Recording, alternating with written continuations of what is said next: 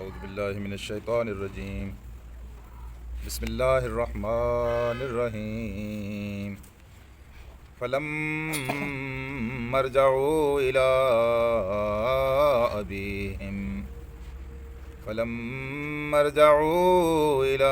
أبيهم قالوا يا أبانا منع منا الكيل فأرسل معنا أخانا نقتل وإنا له لحافظون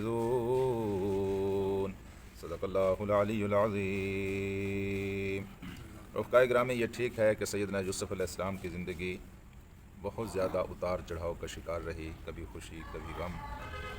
غم بھی اپنی انتہا کے تھے لیکن خوشیاں بھی اپنی انتہا کی تھیں۔ جس طرح سیدنا یوسف علیہ السلام کی زندگی میں اتار چڑھاؤ، خوشی اور غم آ رہے تھے، تو یوسف کے بھائی بھی اس سے مستثنا نہیں تھے۔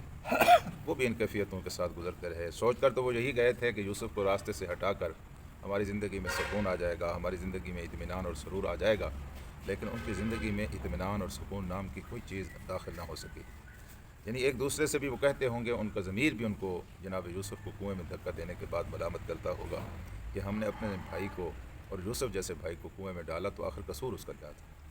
پھر انہوں نے جو حالات اپنے گھر کے اندر دیکھے، جس طرح صبح و شام اپنے والد کو روتا ہوا دیکھا، کسی گھر میں ایک فرد بیمار ہو، ایک فرد رو رہا ہو، چیخ رہا ہو، کہاں اس گھر میں سکون ہوتا ہے۔ تو ان کی زندگی یوں سمجھیے کہ ساری کی ساری بے سکونی کی نظر ہو گئی، بے سکونی کا شکار ہو گئی۔ اور پھر جب قحط آیا تو غالباً انہیں یہ سمجھا ہوگا کہ یہ جو کچھ آیا ہے یہ اس وجہ سے آیا ہے کہ ہم نے یوسف کو کنویں میں ڈالا ہے۔ اور سمجھنا بھی چاہیے، جب انسان کوئی گناہ کرتا ہے، گناہ جتنا بڑا ہو اس کا وبال اتنا بڑا ہوتا ہے۔ اللہ کے نبیوں کو تکلیف دینا، اللہ کے نبیوں کو قتل کرنا، اللہ کے نبیوں کو جیل میں ڈالنا، یہ گناہوں میں سب سے بڑا گناہ ہے جی۔ اور اس کی وجہ سے قوم کی قسمت بالکل ترازو میں آ جاتی ہے کہ کون سی قوم ہے جو اپنے نبی کی قدر کرتی ہے، اور کون سی قوم ہے جو اپنے نبی کو مسترد کرتی ہے، اس کو جھٹلاتی ہے، اس کو تکلیف دیتی ہے، اذیت دیتی ہے، پریشان کرتی ہے۔ اللہ تعالیٰ کا عذاب بالکل اس کے ساتھ جڑا ہوا ہے۔ اگر کوئی قوم نبی کی عداوت پر اتر آئے تو ایک مخصوص وقت کے بعد اللہ تعالیٰ اس کو بہت زیادہ سزا دیتا ہے۔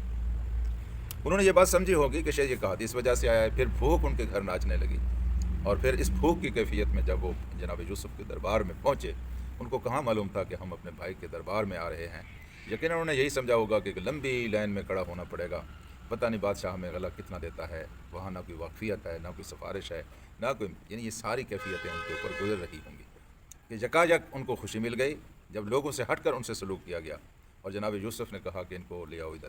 تو قطار سے نکال کر جناب یوسف نے ان کو اپنا مقرب بنایا، اپنے سامنے بٹھایا، ان کو شاہی مہمان کی عزت عطا کی۔ تو یہ بینک میں کبھی کبھی آپ جائیں، لمبی قطار لگی ہوئی ہو تو کوئی آدمی وہاں سے نکال کر کہے کہ ادھر آؤ ہم تمہارا کام کر دیتے ہیں، یا بینک مینیجر اپنے پاس بلایا، کتنی خوشی ہوتی ہے۔ وہ تو وقت کے بادشاہ نے ان کو قطار سے نکال کر اپنے پاس بٹھایا، تو یکایک بہترین قسم کی ایک کیفیت میں وہ چلے گئے اور وہ خوشی محسوس کرنے لگے۔ اور پھر جب بادشاہ نے ان سے یہ کہا کہ بھائی اپنے بھائی کو لے کے آنا اور ہم تمہیں گلا دیں گے، زیادہ خوش تھے، لیکن یہاں پریشان بھی ہو گئے، پریشان اس لیے ہوئے کہ ان کو یقین نہیں تھا کہ اب ہمارا باپ ہمیں اپنے بھائی کو ہمارے ساتھ یہاں بھیجے گا۔ لیکن اب قرآن حکیم نے اس کا تذکرہ اس طرح کیا ہے، فلم مرجعوا، جب وہ واپس پلٹے، اب راستے میں وہ سوچ رہے ہوں گے کہ کس طرح باپ کو قائل کریں گے۔ وہ تو پہلے یوسف کے صدمے سے ہلکان ہو رہے ہیں، بنیامین کے سلسلے میں کیسے ان کو کہیں گے اور کیا ان کو بہانہ بنا کر ان کو آمادہ کریں گے۔ فلم مرجعوا، جب وہ لوٹے الی ابیہم، اپنے باپ کی طرف، قالوا، تو انہوں نے کہا یا ابانا، اے ہمارے بابا۔ بات یہ ہے، ساری کہانی سنائی ہوگی، اس طرح ہم گئے اور اس طرح بادشاہ نے ہماری بڑی عزت و تکریم کی۔ ممکن انہوں نے یہ کہا بابا بالکل شکل آپ کے یوسف جیسی تھی اس کی، ساری کہانی انہوں نے کہی ہوگی۔ قرآن ضروری بات کہتا ہے، غیر ضروری باتوں کو چھوڑ دیتا ہے جی۔ سارا حال احوال یہاں سے جس طرح چلے تھے وہاں سے واپس لوٹے، سارا حال احوال سنانے کے بعد پھر اصل بات انہوں نے کہی، انہوں نے کہا یا ابانا، اے ہمارے باپ۔ اصل اب بات یہ ہے کہ منع من الکیل، اب کیفیت یہ ہے کہ سب کچھ ٹھیک ہو گیا لیکن اب ہمارے اوپر پابندی لگ گئی ہے، اب دوسری دفعہ میں غلہ نہیں ملے گا۔ اور قحط لمبا پھیلتا نظر آتا ہے۔ مونیا روک دیا ہے من الہم سے، الکیلہ غلے کو روک دیا گیا ہے۔ کیل دراصل تو کہتے ہیں ہر اس چیز کو جس کو ناپا گیا ہو، یا ناپنے کے پیمانے کو بھی کہتے ہیں۔ تو یہاں ہمیں سمجھ آ رہی ہے کہ دراصل تو وہ ذکر کس کا کر رہے تھے، غلے کا کر رہے تھے۔ تو غلہ ہم سے روک دیا گیا ہے، اب اس کی بحالی کی ایک ہی صورت ہے کہ فارسل معنا، کہ ہمارے ساتھ بھیج دیجئے، اخانا، ہمارے بھائی کو، ہمارے بھائی کو اگر آپ ہمارے ساتھ بھیجیں گے تو نقتل، تو پھر اسے بھی اور ہمیں بھی پورا وزن ملے گا، ورنہ اب ہمیں بھی وزن نہیں ملے گا. اب یہ نہیں ہے کہ اگر بھائی نہ گیا تو اس کے حصے کا وزن نہیں ملے گا. یہ غالباً بات انہوں نے اس وقت کہی ہوگی, ابھی انہوں نے بوریاں نہیں کھولی ہوں گی, ابھی ان کو یوسف علیہ السلام نے جو متاع ان بوریوں کے اندر رکھ چھوڑی تھی اس کا انہیں علم نہیں ہوا ہوگا.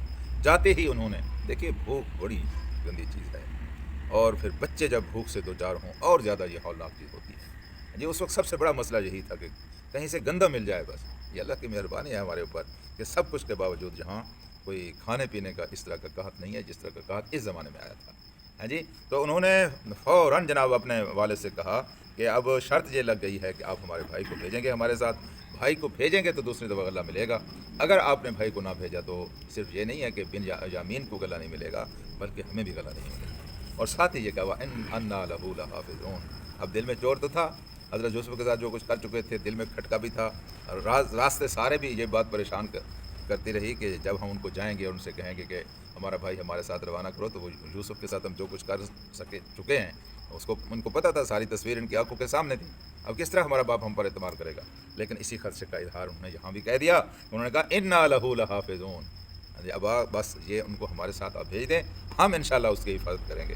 لیکن ان ظالموں نے یہی بات جناب یوسف علیہ السلام کے بارے میں بھی کہی تھی. جب آپ نے کہا تھا کہ تم کھیل کود میں لگ جاؤ گے اور یوسف کو چھوڑ جاؤ گے, وہ پیچھے سے بھیڑیا کھا جائے گا. میں نے کہا واہ, یہ کوئی بات ہے, ہم 11 ہیں, ہم جماعت ہیں, ہمارے ہوتے ہوئے یوسف کے بال کو بھی تکلیف نہیں پہنچ سکتی. اور انہوں نے کہا تھا کہ ہم انا لہو لحافظون, ہم اس کے محافظ ہیں. اور پھر یہاں وہی بات کہی ہے کہ بنیامین کو ہمارے ساتھ آپ بھیج دیجئے, یوسف کے چھوٹے بھائی کو آپ ہمارے ساتھ بھیج دیجئے, انا لہو لحافظون, ہم اس کی حفاظت کریں گے. آپ ڈرے ہوئے ہیں لیکن اب آپ کو نہیں ڈرنا چاہیے. اب ہماری زندگی اور موت کا مسئلہ ہے, اگر غلہ نہ ملا تو ہم بھوکے مر جائیں گے. مہربانی کیجیے اس کو آپ ہمارے ساتھ بھیج دیجیے. والد نے ان کی باتوں کو سن کر اس کے اوپر کیا جواب دیا, انشاءاللہ اس کا کل تذکرہ کریں گے. اللہ سے دعا کرتے ہیں کہ اللہ ہمیں قرآن کو سمجھنے اور اس پر عمل کرنے کی توفیق